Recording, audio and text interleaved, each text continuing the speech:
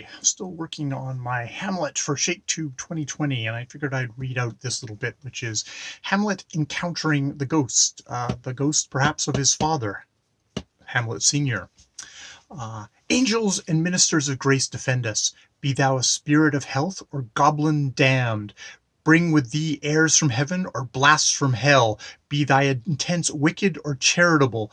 Thou comest in such a questionable shape that I will speak to thee. I'll call thee Hamlet, king, father, royal Dane. Oh, answer me! Let me not burst in ignorance, but tell why thy canonized bones, hearsed in death, have burst their semirates, why the sepulchre, wherein we saw thee quietly interned, hath opened his ponderous and marble jaws to cast thee up again.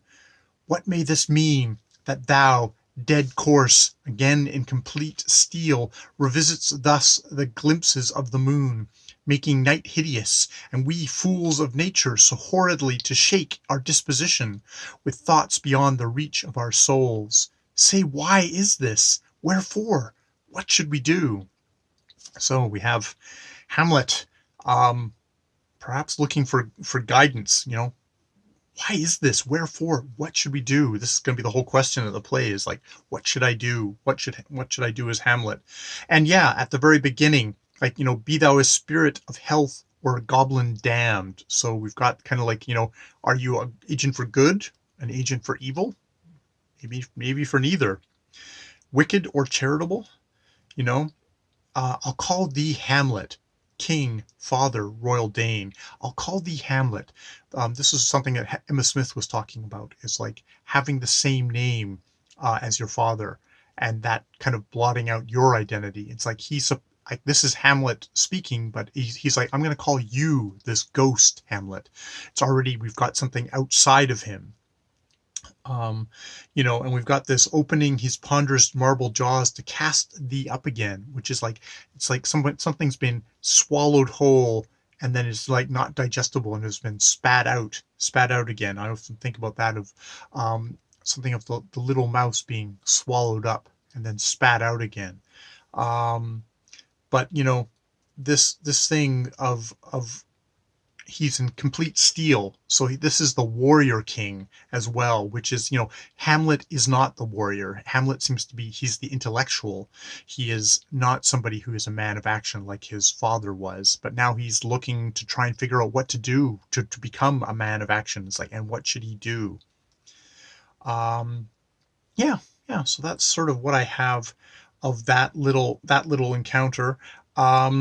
It's, there's also a thing here of Horatio cautioning Hamlet, going, what if it tempt you towards the flood, my lord, or to the dreadful summit of the cliff that beetles over his base into the sea, and there assume some other horrible form which might deprive your sovereignty of reason, and draw you into madness? Think of it.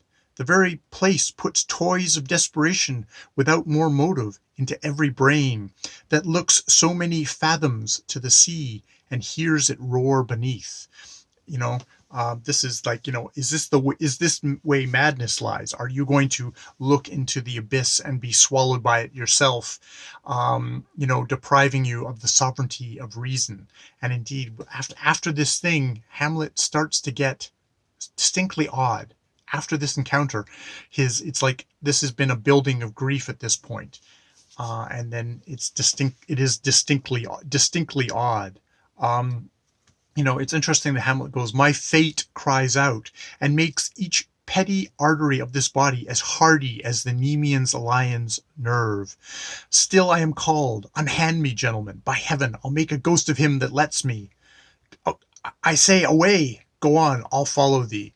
So it's like Hamlet's like, no, this is my destiny. This is my doom. And it's interesting. He's like, he's going to make this body, each petty artery of this body, as hardy as the Nemean lion's nerve.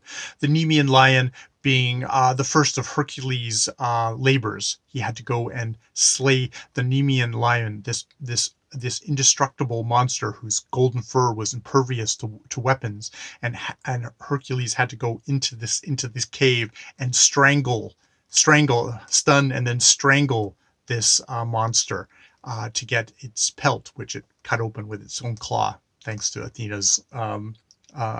Athena's thing. So there's this thing of this is my like if Hercules was like doing the labors for Hamlet, it's this to get revenge for my father.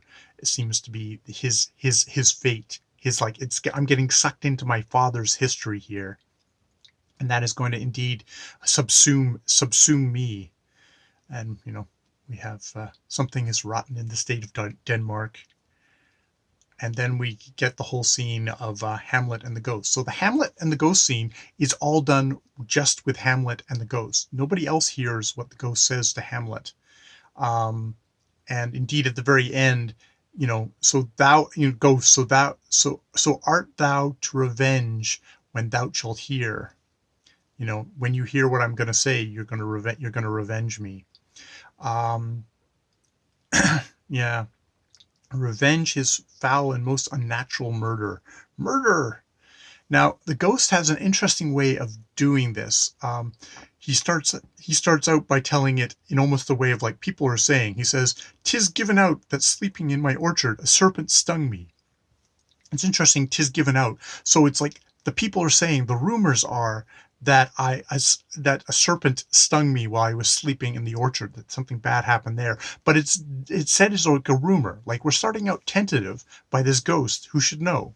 It doesn't start out immediately, my brother killed me by pouring poison in my ear. It's like, no, it's given out. There's gossip that people are saying, which, people who use that phraseology, we should definitely maybe not be the most trustworthy. But it seems to like, and we go like, oh, my prophetic soul, my uncle. It's like Hamlet's actually kind of supplying all the answers here.